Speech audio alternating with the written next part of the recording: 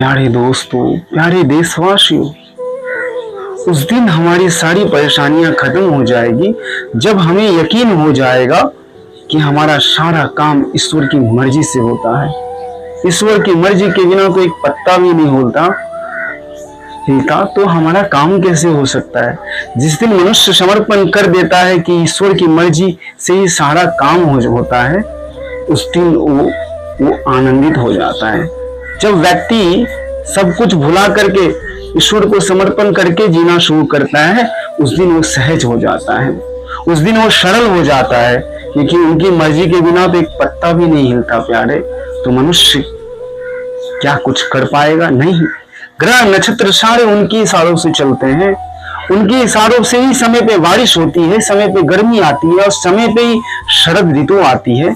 उनके ही इशारों से दिन और रात होता है, उनके इशारों से ही हफ्ता, महीना, कल्प, साल और कल्प, युग, अनेक चतुर्युग होता है।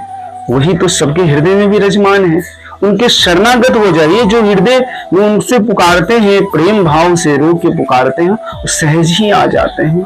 सबके हृदय में सबसे निकट कौन है इस दुनिया में? तो परमात्मा है। मनुष्य के रिश्ते नाते तो सब यही रह जाते हैं, परमात्मा ही है जो सबके हृदय में वास करता है। प्यारे, जो अपने हृदय में उसे टटोलता है, उसे ध्यानस्थ करता है, उसे धारण करता है, उनका स्वरूप का दर्शन करते हैं और नित्य प्रति दर्शन करते हैं।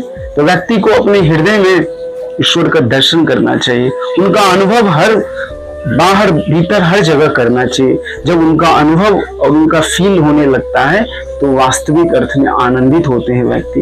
वास्तविक अर्थ में मन शांत होता है। संसार के भोग में मन कभी शांत नहीं होता। अगर शांत होता तो व्यक्ति कब का शांति प्राप्त कर लेता।